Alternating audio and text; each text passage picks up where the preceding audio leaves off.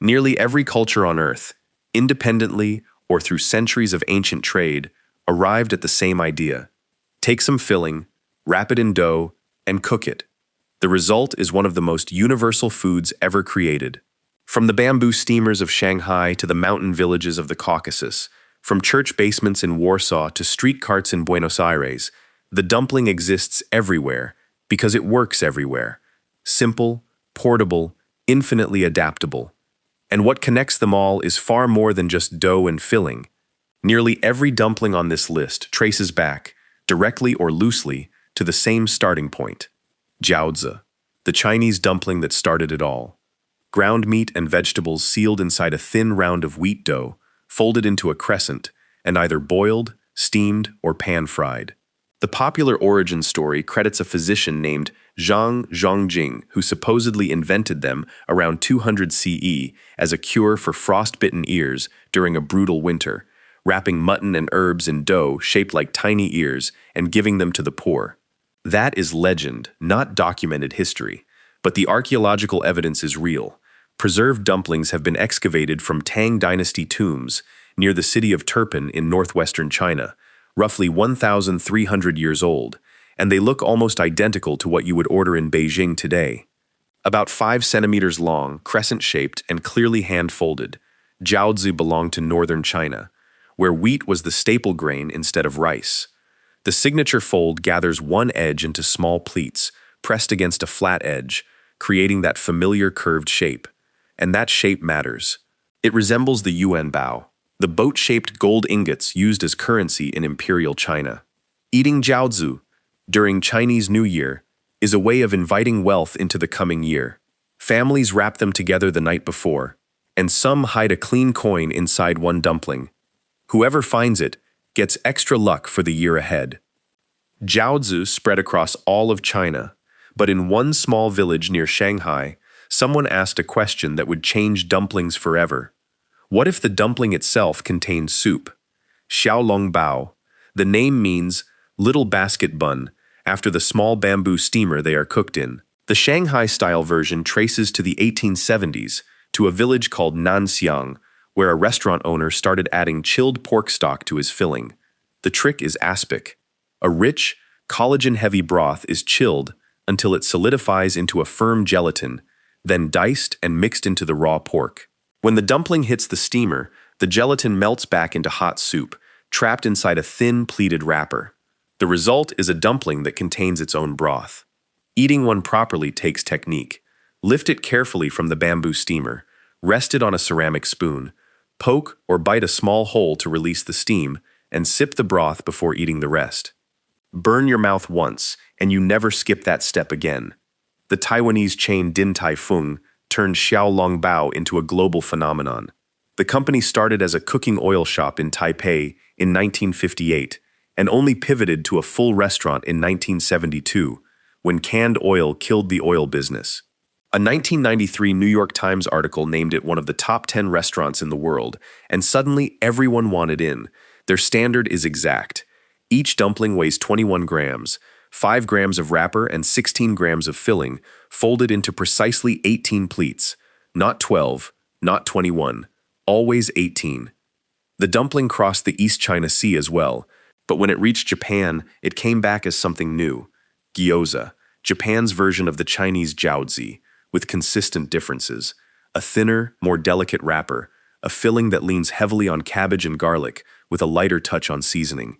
And above all, the cooking method. Gyoza culture took off after World War II, when Japanese soldiers and civilian settlers who had been living in Manchuria, northeastern China, were sent home. They brought back a craving for the jiaozi they had been eating daily, and small gyoza stalls began appearing in cities across Japan. The city of Utsunomiya built a statue called the Venus of Gyoza to honor its dumpling heritage, though Hamamatsu regularly beats it in national spending surveys, and the rivalry between the two cities is ongoing. The defining technique is the pan fry. Gyoza are placed flat side down in an oiled skillet until the bottoms turn golden. Then water is added, and a lid traps steam to cook the tops through. When the lid comes off, the base recrisps. Some cooks take it further, pouring a thin flour and water slurry into the pan, which sets into a golden, lacy sheet connecting all the dumplings together. The Japanese call this hane, meaning wings. It shatters when you pull a dumpling free. The dumpling made its way onto the Korean peninsula as well, but it arrived through conquest, not cuisine. Mandu. Korean dumplings believed to have entered the peninsula in the 14th century during the Goryeo dynasty, introduced through contact with the Mongol Empire. The name is a linguistic cousin of Turkish manti and Chinese manto, part of a shared vocabulary that stretches across the entire Silk Road. What makes mandu distinct from its Chinese ancestor is what goes inside. Korean cooks mix tofu and dangmyeon, sweet potato glass noodles, directly into the filling, giving the dumpling a softer, chewier texture that no neighboring tradition replicates in quite the same way. Kimchi mandu folds fermented kimchi into the mix, adding tang, heat, and a depth of flavor that is entirely Korean. The cooking methods split into familiar categories. Jin mandu are steamed, mul mandu are boiled in broth, and gun mandu are pan-fried. But the most important form might be manduguk, a dumpling soup in clear beef broth eaten on Salal, the Korean Lunar New Year. Making mandu the night before is a family ritual. Everyone gathers at the kitchen table, wraps as many as they can, and freezes the rest for later.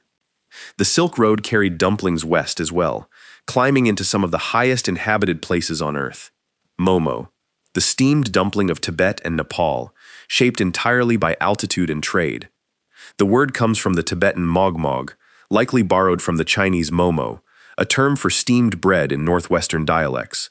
The concept probably migrated into Tibet along Mongol trade routes in the 13th century, adapted to mountain life with yak and mutton fillings, barley flour wrappers, and steaming, because water boils at a lower temperature at high elevation. The recipe then traveled into Nepal through Newar merchants from the Kathmandu Valley, traders who had been doing business in Tibet for centuries. They brought it home and remade it, with buffalo meat, cumin, coriander, and chili. The dipping sauce sealed its identity. Jolachar is a thin, spiced sauce built on tomatoes, sesame seeds, and timur, a Nepali pepper that creates the same buzzing, numbing sensation as Sichuan peppercorn. Momos served swimming in this broth are called jol momo, and in Kathmandu, they are everywhere. After the 1959 Tibetan uprising, tens of thousands of refugees settled across northern India and began selling momos from street carts. By the 1980s, momos were one of Delhi's most popular street foods, adapted again with chicken, paneer, and spicier chutneys.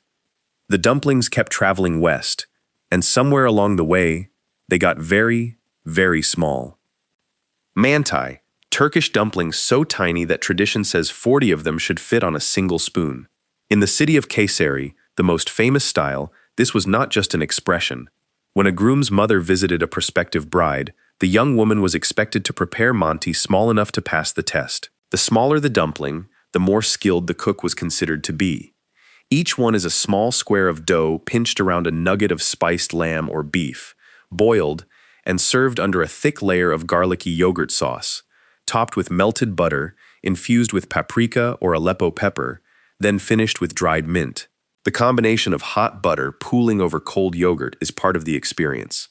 The word manti traces linguistically back to Chinese manto and forward to Korean mandu, mapping the path of dumplings across the entire continent.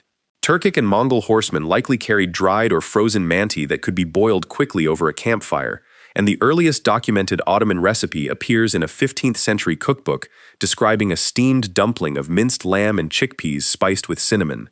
Kayseri manti received an official Turkish geographical indication in 2009.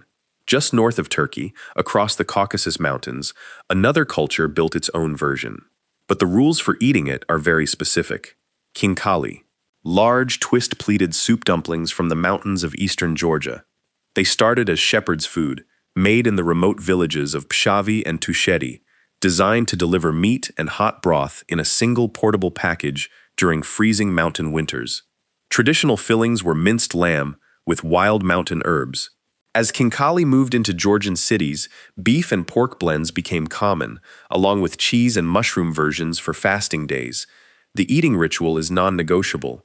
You pick up a khinkali by its thick, pleated top knot, Tilt it slightly, bite a small hole in the side, and sip the hot broth first. Then you eat the body of the dumpling. The top knot, a dense wad of dough where all the pleats gather, is not eaten. You set it on the plate and leave it there.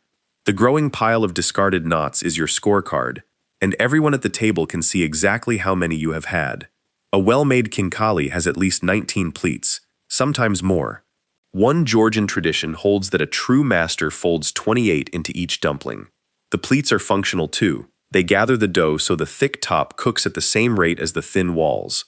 The town of Pasanari, on the old military road through the Caucasus, is considered the spiritual home of khinkali. The dumpling reached Western Europe as well, but in Italy, it arrived wrapped in fresh pasta, and it has been there far longer than most people realize. Ravioli and tortellini, among the oldest documented filled pastas in Europe. The popular claim is that Marco Polo brought pasta from China in 1295, but that has been thoroughly debunked. Pasta was already being made across Italy well before Polo's return, and the earliest firm references to ravioli appear in the 1380s, in personal letters written by the Tuscan merchant Francesco di Marco d'Attini.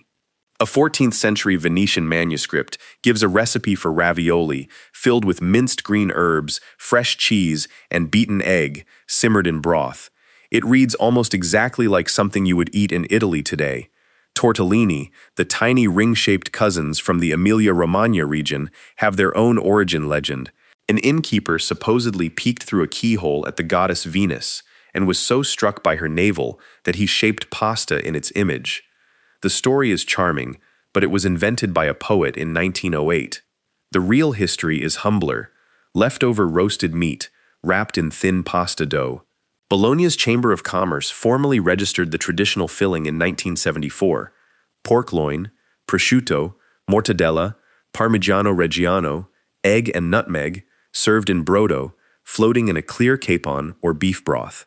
The dough is rolled by hand by artisans called sfoline, and every region across Italy has its own version.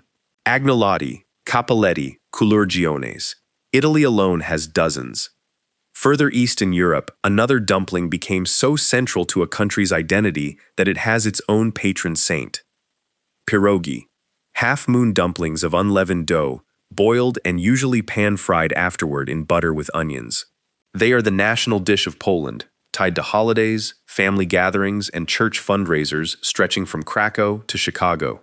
The word comes from a Proto-Slavic root meaning feast, with cognates in nearly every Slavic language, which suggests the concept is older than any modern border.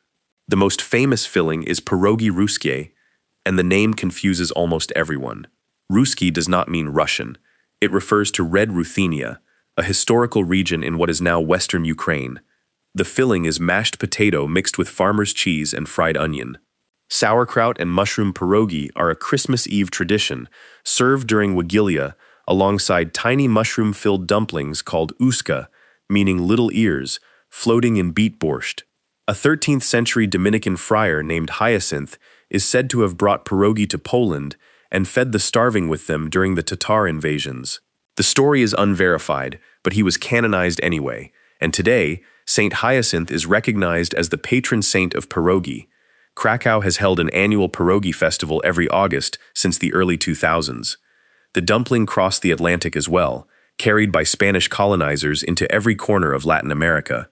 But this time, it came as a pastry. Empanadas. The name comes from the Spanish verb empanar, meaning to wrap in bread. The concept traces back to the Iberian Peninsula, shaped by earlier Moorish stuffed pastry traditions. The first verified written mention appears around 1282 in the Cantigas de Santa Maria, a collection of poems from the court of King Alfonso X of Castile. In Galicia, the original form was a large, two-crust pie filled with tuna, sardines, or pork, baked and sliced into portable portions for workers and travelers. Spanish colonizers carried empanadas to the Americas after 1492, and every country made them its own.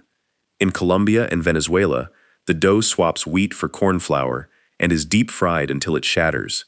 Chilean empanadas de pino are baked with ground beef, onions, raisins, olives, and a hard-boiled egg tucked inside. But it is Argentina where the empanada became an art form. The the crimped edge, called the repulgue, is not just decorative. In many Argentine empanaderias, the fold pattern is a code for the filling. A braided fold means beef, large crimps mean chicken, a fork press means ham and cheese. In the province of Tucumán, the standard is 13 folds, and getting them right is a point of genuine pride. From the gold ingot jiaozi of northern China to the coated folds of a Tucumán empanada, the dumpling traveled the entire world, and everywhere it landed, someone made it their own.